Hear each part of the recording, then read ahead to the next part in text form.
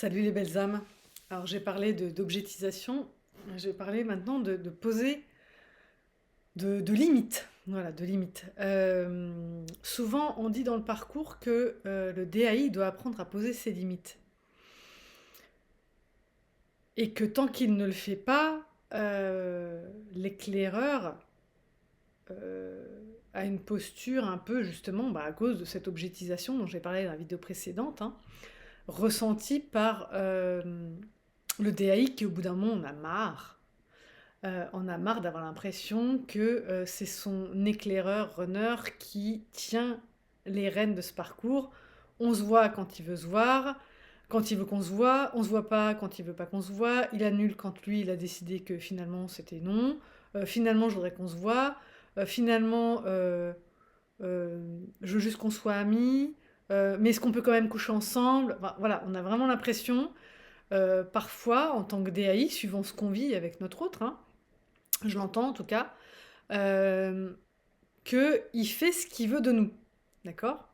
Jusqu'à ce fameux posage de limites, ok? Jusqu'à cette priorisation du DAI pour lui-même, et ce non, je ne veux pas être ton ami, non, je ne veux pas être quelqu'un que tu planques dans ta vie, non, j'en ai marre, tu me proposes encore un truc, mais qui me dit que tu vas pas annuler au dernier moment, non, je vais pas planifier des vacances avec toi alors que la dernière fois tu m'as planté, voilà, donc tant que tu t'engages pas franchement avec moi sur des sujets peut-être plus légers qui vont me redonner la confiance, ne compte plus sur moi pour aller dans le sens des choses que tu me proposes. Voilà, le DAI qui va poser sa limite.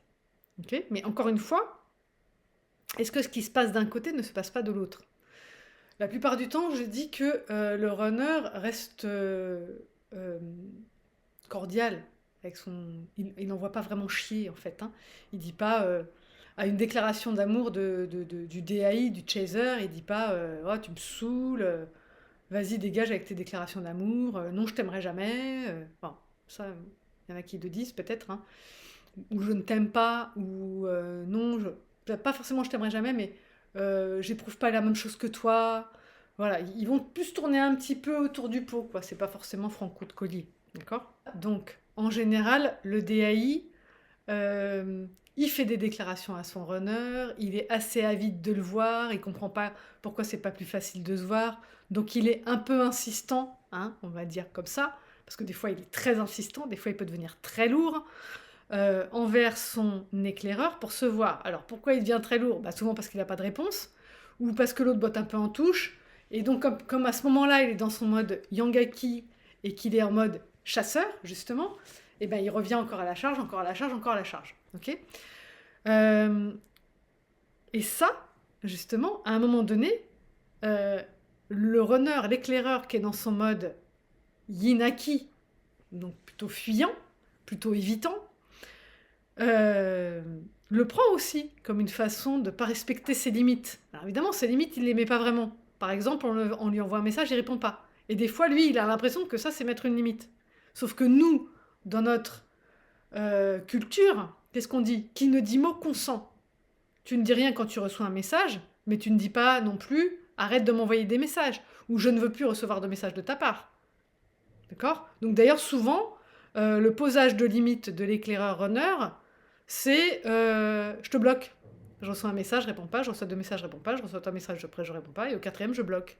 Il y en a qui vont jusqu'à mettre des mains courantes. Ok? Mais ça veut bien dire que le DAI outrepasse certaines limites communément admises. C'est-à-dire que même si l'éclaireur runner ne met pas de limite, à un moment donné, tu sais qu'au bout de trois messages, quand tu n'as pas de réponse, bah, tu n'en envoies pas un quatrième. Mais la plupart des DAI envoient le quatrième message. Et il y en a d'autres qui disent bah, il m'a pas répondu une fois, deux fois, bah, j'ai arrêté de lui envoyer des messages.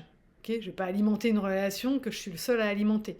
Donc on voit bien que pour un DAI, un chaser, c'est pas si simple de se mettre aussi à lui-même des limites. Okay, il a du mal à le mettre aux autres, et parce qu'il a aussi du mal à se les mettre à soi, à lui. Et toutes les personnes qui tombent dans les addictions aussi, donc du côté éclaireur, on voit bien, un éclaireur qui a des addictions, c'est un éclaireur qui ne sait pas se mettre de limites, qui n'a pas de garde-fou. Okay, donc cette question de la limite, elle est super importante. Donc mettre sa limite, c'est quelque chose qui est important à apprendre pour les deux polarités. On parle souvent du côté du DAI, mais du côté du runner, de l'éclaireur, c'est super important aussi, on l'a vu dans la vidéo précédente, dans cette objetisation. On voit qu'il est souvent dans une relation toxique, avec ses parents, comme les deux en fait, hein, avec son conjoint. Okay, donc tant qu'il n'arrive pas à mettre des limites à ces personnes qui se comportent de façon toxique avec lui, il ne sera pas capable de nous les mettre à nous non plus. Okay, donc c'est important, quand le DAI chemine et qu'il arrive à se mettre ses propres limites, quand il arrive d'abord à la mettre aux autres, mais ensuite, il faut aussi qu'il comprenne qu'il faut qu'il se mette ses propres limites, qu'il arrête d'être parfois un peu harcelant. Il y en a qui sont vraiment harcelants à l'égard de leur autre, si tant est que ce soit leur autre. Ça fait partie de ce truc addictif. J'ai besoin du message de mon autre. Non, stop. Mets-toi une limite. Tu vois bien qu'il ne te répond pas. Au bout de 3 messages, tu laisses béton. Ok ?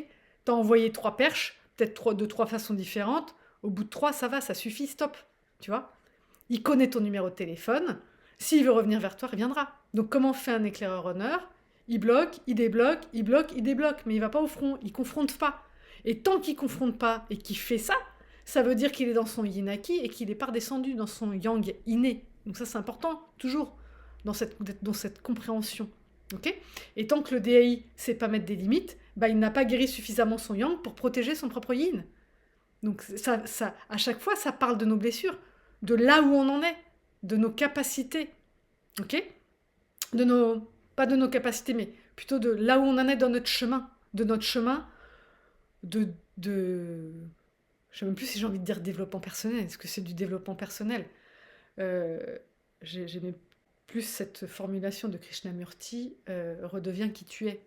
Parce que c'est vraiment de ça qu'il s'agit. Même si on parle de notre âme, on ne parle pas forcément de qui on était en tant qu'enfant, mais redeviens qui tu es en tant qu'âme. Tu sais qui tu es au fond de toi. Tu vois, c'est juste qu'il y a de l'ego et des blessures en travers. Enfin, il y a de l'ego blessé en travers. Parce que l'ego, encore une fois, ceux qui parlent d'éradiquer leur ego, je suis pas trop d'accord. Ceux qui parlent de tuer leur ego, je suis pas trop d'accord. Tuer une partie de soi, c'est pas se protéger non plus. Non, accepter qu'il y a cette partie, qu'il y a plusieurs parties en nous et qu'elles peuvent travailler ensemble, comme dans un couple. Ok ? Ben oui, je pense que c'est peut-être plus la voie. Bon, c'est mon point de vue, encore une fois, vous n'êtes pas obligé de le partager.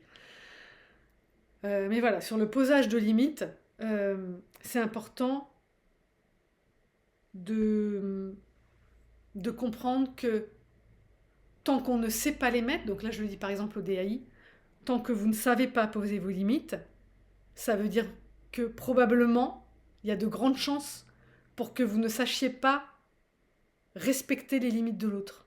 Ou pour voilà, je me mets dedans parce qu'à un moment donné, oui, j'étais comme ça aussi, d'accord ? Tant qu'on ne sait pas mettre ses limites, on va se faire abuser, enfin entre guillemets abuser, voilà. Il y a des gens qui vont dépasser les limites avec nous, mais nous aussi, nous allons dépasser d'une autre façon les limites avec les autres. Quand on veut à tout prix aider quelqu'un, ça peut être super intrusif. Quand on veut à tout prix le sauver de lui-même, ça peut être super intrusif, ok ? Surtout quand on se sent traité comme une petite chose fragile, enfin c'est pas positif, d'accord ? Donc la façon de faire du yin, du chaser, du DAI, lui il voit pas trop le problème, mais la personne en face, elle le voit le problème. C'est intrusif, c'est invasif. C'est pas à toi de me dire comment je dois vivre ma vie. C'est pas à toi de me dire que je dois quitter mon conjoint. Si je dois le faire, c'est à moi de cheminer sur cette voie-là pour arriver à cette conclusion. Ok ? C'est pas à toi de me le dire. Tu n'es pas ma mère, tu n'es pas mon père, tu n'es pas Dieu. Ouais. Et donc c'est cette façon de faire du DAI qui est intrusive, qui ne respecte pas une forme de limite qu'il doit y avoir entre les êtres. Ok ? Et donc tant qu'on fait ça, c'est qu'on ne sait en général pas poser nos propres limites. Okay ? Et ça vaut dans l'autre sens aussi. Donc faisons attention à ça encore une fois. Apprenons à lire ce qui se passe et ce que ça nous dit de nous. Au lieu d'être tout le temps dans l'action, tout le temps dans la frénésie de quelque chose, posons-nous de temps en temps en disant bon, voilà, qu'est-ce que j'ai fait, qu'est-ce que l'autre a fait, où on en est, qu'est-ce qui se passe et qu'est-ce que ça veut dire. Comment je dois interpréter son dernier message, qu'est-ce qu'il me dit de lui, ben voilà. Qu'est-ce que ça me dit de lui? Et moi, ma réaction, qu'est-ce que ça me dit de moi, de où j'en suis? Si on veut avancer tout seul sur ce chemin, il faut prendre du temps. Moi, j'ai noirci des cahiers, j'y ai passé du temps, ok? Si je vous propose de vous accompagner, c'est pour vous faire gagner du temps. Mais ce chemin-là, même quand je vous donne des clés pour accélérer ce temps, il y a quand même un temps incompressible à y passer. Ce temps d'apprendre à bien se connaître, parce que mieux on se connaît, mieux on connaît les autres. Plus on se comprend, plus on comprend les autres. Plus on comprend pourquoi on a agi comme ci et comme ça, plus on va comprendre pourquoi les autres agissent comme ci et comme ça.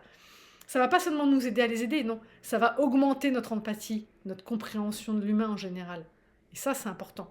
Et on ne peut pas augmenter notre compréhension de l'humain si on n'augmente pas notre compréhension de nous-mêmes. Et de notre autre, parce qu'à nous deux, comment dire, on agglomère quand même beaucoup de choses de ce qui se passe chez les autres, parce qu'on est assez archétypaux dans nos fonctionnements, justement. D'accord? Donc du coup, la partie qu'on ne porte pas en nous, c'est l'autre qui la porte, mais cette partie qui porte, on va la reconnaître dans des personnes de notre entourage, par exemple. On va dire, bah ça c'est un peu mon père, c'est un peu comme mon père, ou ça c'est un peu comme ma mère, ou ça c'est un peu comme mon meilleur ami, ou ça c'est... Voilà. Et du coup, à chaque fois qu'on chemine vers notre autre, ou vers cette personne de notre famille qui ressemble à notre autre, on accroît notre compréhension de, de l'âme humaine dans une dimension plus large que la nôtre. En tant que lune, si je reprends ma métaphore de la vidéo précédente, en tant que lune, on apprend de mieux en mieux à comprendre le soleil. Mais on ne pourra jamais le comprendre comme un soleil comprend un soleil, puisqu'on n'est pas un soleil. Donc on ne sait pas ce que c'est que de brûler de ce feu intérieur, par exemple. Puisque nous, on est un miroir qui recevons la lumière du soleil pour la renvoyer. Ok. Donc c'est pas du tout la même façon de fonctionner. Mais ça ne veut pas dire qu'on ne peut pas se comprendre, qu'on ne peut pas s'harmoniser, qu'on ne peut pas s'unir, qu'on ne peut pas se compléter. Voilà, bien évidemment. Mais il y a tout ce travail d'intime compréhension pour arriver à un regard bienveillant, une acceptation, une forme d'acceptation, une forme de...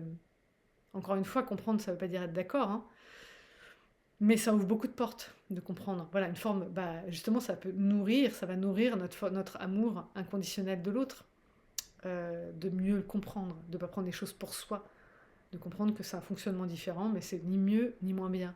Voilà, c'est juste différent. Voilà, j'espère que cette vidéo sera éclairante. N'hésitez pas à y réagir dans les commentaires ci-dessous, à faire appel à moi si vous pensez en avoir besoin. D'ici la prochaine capsule, je vous dis bis et à bientôt. Bye.